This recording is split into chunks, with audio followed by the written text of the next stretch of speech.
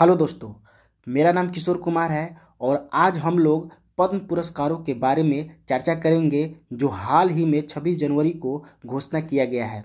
जो प्रत्येक 26 जनवरी को ये घोषणा की जाती है। तो चलिए देखते हैं किन किन व्यक्तियों को ये पुरस्कार से सम्मानित किया गया है। उससे पहले ये पुरस्कार किन किन क्षेत्रों में दिया जाता है और ये होता क्या है उसके बारे में हम लोग थोड़ा सा जान लेते हैं। देखिए, ये भारत के सर्वोच्च नागरिक सम्मानों में से एक है। ये ऐसी सभी गतिविधियों या विषयों के क्षेत्रों में उपलब्धियों की पहचान करता है जिनमें सार्वजनिक सेवा का तत्व शामिल है। चलिए आगे बढ़ते हैं।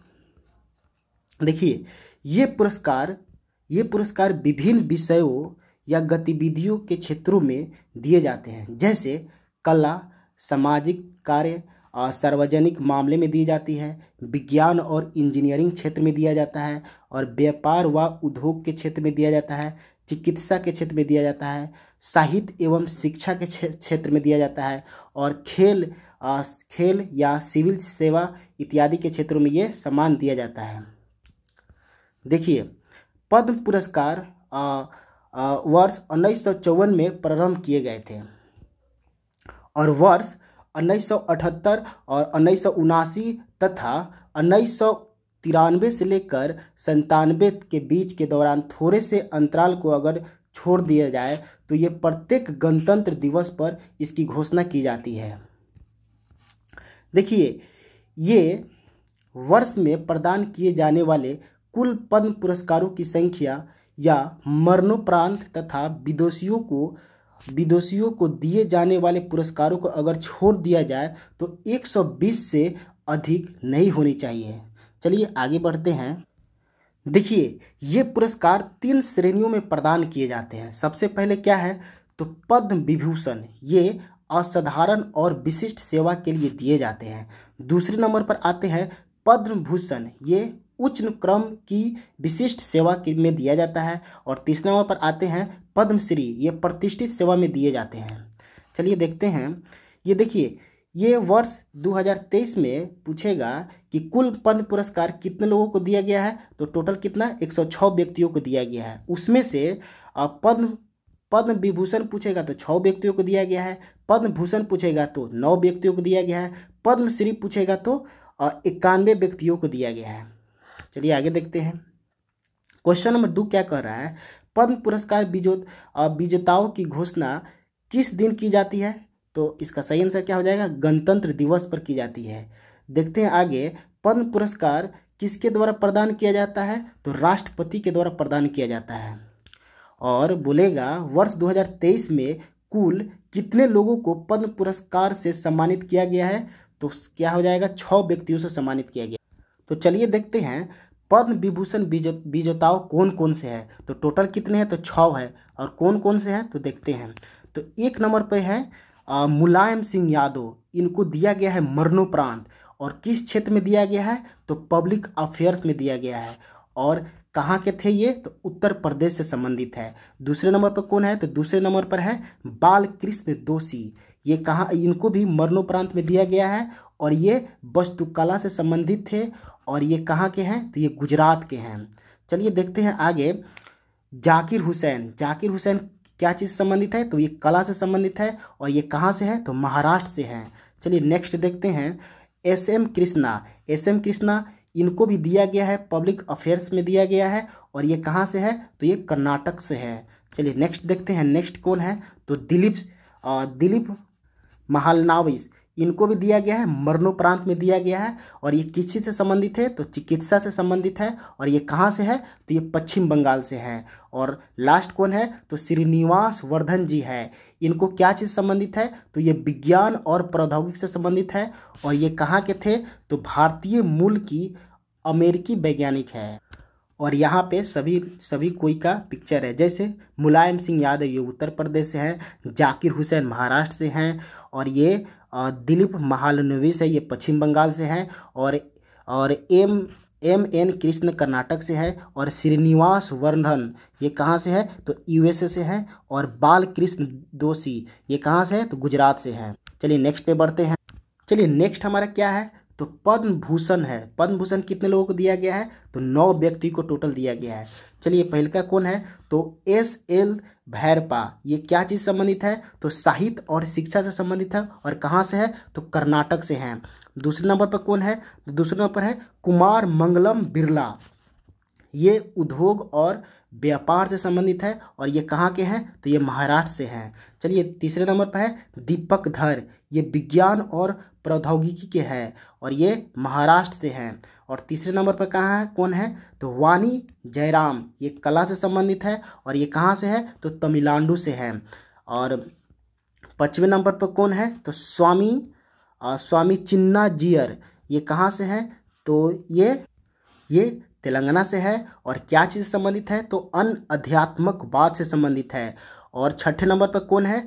तो सुमंत कल्याणपुर। ये क्या चीज़ से संबंधित है? तो ये कला से संबंधित है और ये महाराष्ट्र से हैं।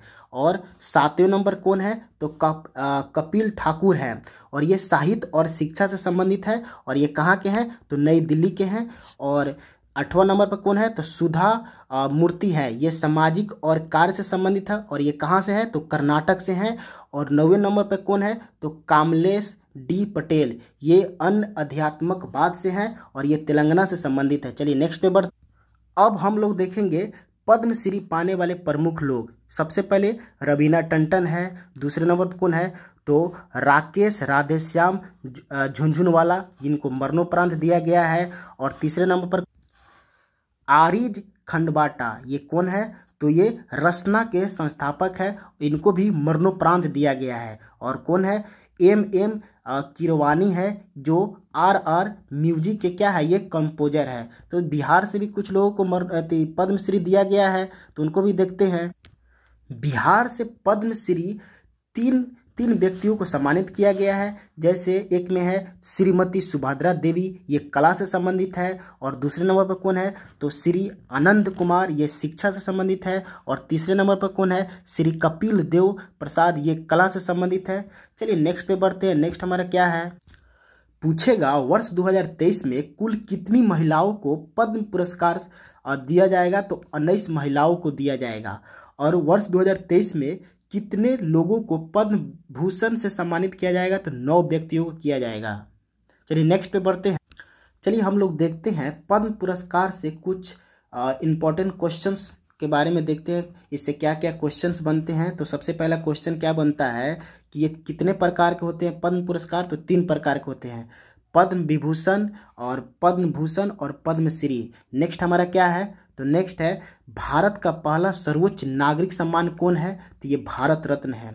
नेक्स्ट हमारा क्या है? भारत का दूसरा सर्वोच्च नागरिक सम्मान कौन सा है? तो पद्म विभूषण है। और तीसरा क्या है? नेक्स्ट क्या है? भारत का तीसरा सर्वोच्च नागरिक सम्मान कौन सा है? तो पद्म भूषण है। चलिए नेक्स्ट पे बढ़ते हैं। नेक्स्ट हमारा क्या है? भारत का चौथा सर्वोच्च नागरिक सम्मान कौन सा है? तो ये पद्मश्री है। और पूछेगा नेक्स्ट बढ़ते हैं, पद्म पुरस्कार एक वर्ष में अधिकतम कितने लोगों को दिया जा सकता है? तो इसका सही आंसर हो जाएगा 120 व्यक्तियों को दिया जा सकता है। नेक्स्ट पे बढ़ते। नेक्स्ट हमारा क्या कह रहा है? पद्म पुरस्कार में कितने रुपए की नगद राशि दी जाती है? तो इसका सही आंसर हो जाएगा कोई नगद राशि नहीं दी जाती है। नेक्स्ट पे बढ़ते। नेक्स्ट क्या है? पद्म पुरस्कार किस वर्ष नहीं दिया गया था? तो इसका सही आंसर क्या हो जाएगा? 1978 और 1993 से लेकर 1997 के बीच में नहीं दिया गया था। नेक्स्ट क्या है? तो नेक्स्ट 2013 में कितने लोगों को 2023 में कितने लोगों को भारत रत्न से सम्मानित किया जाएगा? तो इसका सही आंसर है कोई भी व्यक्ति को सम्मानित नहीं किया जाएगा। चलिए नेक्स्ट पे बढ़ते हैं। चलिए नेक्स्ट, भारत रत्न पुरस्कार किस वर्ष से दिए जाने लगा है? तो इसका सही आंसर क्या हो जाएगा? 2 जनवरी 1954 से दिए जाने लगा है। और बोलेगा 18 सबसे पहले भारत रत्न पुरस्कार किनको सम्मानित किया गया था?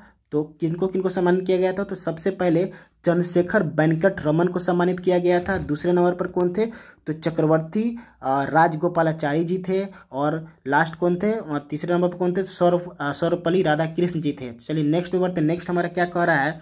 भारत रत्न सबसे पहले किनके द्वारा प्रदान किया गया था? तो इसका सही आंसर क्या हो जाएगा? राजेंद्र प्रसाद ये प्रथम राष्ट्रपति थे। चलिए नेक्स्ट पे बढ़ते हैं। भारत रत्न पुरस्कार का आकार कैसा होता है? तो इसका सही आंसर हो जाएगा पीपल के पत्ते की तरह होता है। नेक्स्ट पे बढ़ते हैं। नेक्स्ट क्या कह रहा है? भारत रत्न पुरस्कार में कितने रुपए की राशि दी जाती है? तो इसका सही आंसर क्या हो जाएगा? 0 दी जाती है। नेक्स्ट पे बढ़ते हैं। भारत रत्न पाने वाले सबसे युवा शख्स कौन बने हैं? तो सचिन तेंदुलकर जी बने हैं। नेक्स्ट पे बढ़ते हैं। नेक्स्ट क्या कह रहा है? खेल जगत में भारत रत्न पाने वाले पहले शख्स कौन बने हैं? तो सचिन तेंदुलकर जी बने हैं। नेक्स्ट बढ़ते हैं। एक वर्ष में अधिकतम कितने लोगों को भारत रत्न दिया जा सकता है? तो 3 व्यक्तियों को दिया जाता है। चलिए नेक्स्ट पे बढ़ते हैं। भारत रत्न किसके द्वारा प्रदान किया जाता है? तो इसका सही आंसर क्या हो जाएगा? राष्ट्रपति के द्वारा प्रदान किया जाता है।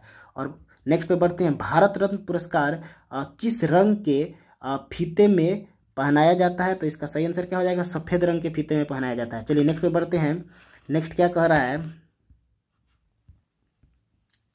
भारत रत्न अब तक कितने गैर नागरिकों को दिया जा चुका है? तो इसका सही आंसर कितना हो जाएगा? 2 हो जाएगा। भारत रत्न किन 2 गैर नागरिकों को दिया जा चुका है? तो इसका सही आंसर क्या हो जाएगा? खान अब्दुल गफ्फार खान और नेल्सन मंडेला को दिया गया है। चलिए नेक्स्ट पे बढ़ते हैं।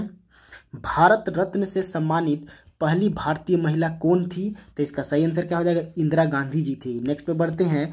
पहली बार मरणोपरांत भारत रत्न पुरस्कार किसके दिया गया था? तो इसका सही आंसर क्या हो जाएगा? लाल बहादुर शास्त्री जी को दिया गया था। नेक्स्ट पे बढ़ते हैं। नेक्स्ट क्या कह रहा है? भारत रत्न पाने वाले प्रथम गैर नागरिक कौन थे? तो सही आंसर क्या हो जाएगा? खान अब्दुल गफ्फार खान थे। नेक्स्ट पे बढ़ते हैं। भारत रत्न पाने वाले भारत के पहले प्रधानमंत्री कौन थे? तो सही आंसर क्या हो जाएगा? जवाहरलाल नेहरू जी थे। चलिए परीक्षा से कुछ उपयोगी तथ्य देखते हैं। जैसे नीति आयोग का गठन कब हुआ था? बार बार एग्जाम में पूछता है। 1 जनवरी 2015 को हुआ था। और नीति आयोग का मुख्यालय कहाँ है? तो नई दिल्ली में है। और नीति आयोग के अध्यक्ष कौन है? तो नरेंद्र मोदी हैं। और नीति आयोग के CIO कौन है? तो अमिताभ कांत है। चलिए कुछ करंट का भी बात कर लिया जाए तो पूछेगा वनडे में नंबर 1 रैंकिंग पर दुनिया में कौन है? तो मोहम्मद सिराज हो गए हैं। और पूछेगा ICC men's T20 player of the year किसको दिया गया है? तो सूर्य कुमार यादव को दिया गया है। और ICC वनडे रैंकिंग में भारत पहले पायदान पर पहुंच गया है। चलिए नेक्स्ट पे बढ़ते हैं। अब विक्रम देवदत्त DGCA के अगले महानिर्देशक नियुक्त हुए हैं। और पूछेगा पंजाब के गवर्नर ने शुरू किया है स्कूल ऑफ एमिनेंस शुरू किया है। पंजाब के गवर्नर ने क्या किया है? स्कूल ऑफ एमिनेंस शुरू किया है। BSF द्वारा किया गया ऑपरेशन अलर्ट अभ्यास शुरू किया गया है। और आस्का थाना उड़ीसा राज्य का ये नंबर 1 थाना बन गया है। चलिए दोस्तों ये आपको वीडियो कैसा लगा? और अच्छा लगा होगा तो प्लीज़ लाइक और सब्सक्राइब जरूर कीजिएगा और इसको ज़्यादा से ज़्यादा शेयर कीजिएगा। चलिए धन्यवाद।